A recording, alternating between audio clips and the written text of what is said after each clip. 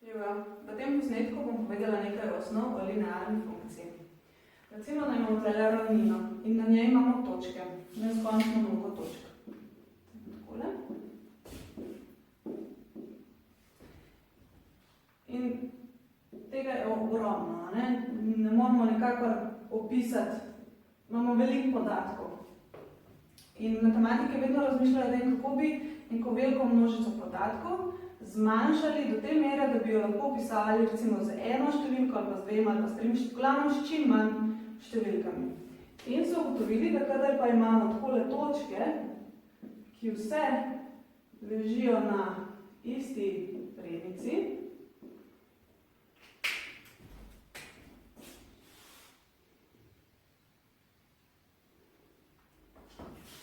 čeprav je to neskončno mnogo točk, so ugotovili, da lahko vse te točke oni opišejo samo z dvema številkama. Kako to mislim?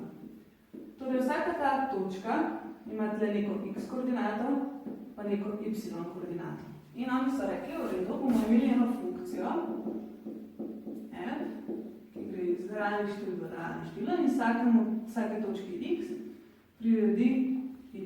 Se pravi, mi damo noter x koordinato in ta funkcija nam vrže ven y koordinate točke. In če ta funkcija opisuje naše točke, ki so na isti premici, potem to funkcijo lahko zapišemo takole. F od x je kx krat n krat x plus n. In s tem smo opisali vse točke, ki ležijo na neki premici. Se pravi, neskončno množico točk smo zdaj zreducirali na dve številki, na k in pa na n. In temu k-ju rečemo smerni koeficient.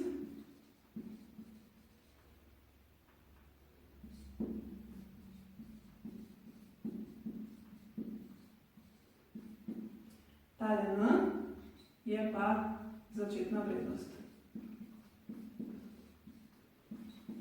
In smerni koeficient nam v bistvu pove, kako strma je ta premica in pa pove nam, ali narašča ali pada. Torej, v primeru, da je k večji od nič, potem naša premica zgleda takole. Torej, narašča. Vedno gledamo od leve proti desni. Ta premica narašča. Če je k enako nič, potem je premica vodoravna. Torej, se nikamor ni usmerjena.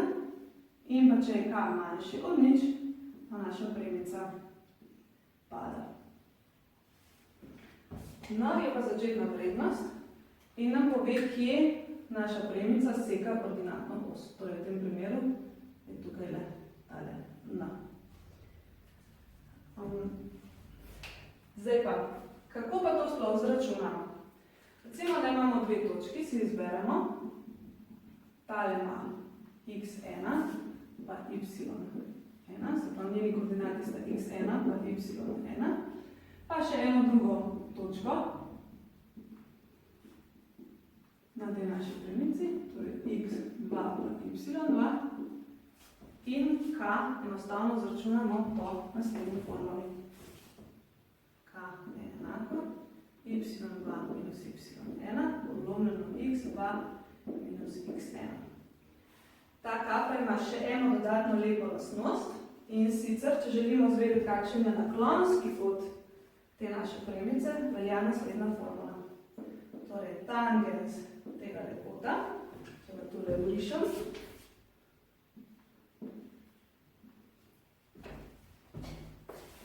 je enak našemu smernemu koeficientu. Poglejmo še, kako izračunamo ničlo naše linearne funkcije. Ničla pomeni, da izračunamo tisto točko, kjer premica seka x os. Torej, na naši sliki je tole tale točka. Ponavadi označeno za x nič. Torej, če vemo, da tukaj seka x os, pomeni, da bo y koordinata te točke enaka nič. To pa pomeni, da je f od x nič enako nič. Sedaj pa samo ustavimo pa našo enačbo. Torej, f od x v predpis f od x nič, stavimo x nič v predpis, torej k krat x nič plus n je enako nič. Seveda, ko boste vi to reševali, boste namesto k imeli neko številko, namesto n boste imeli neko številko in vi boste želeli izračunati x nič. In to je navadna enačba.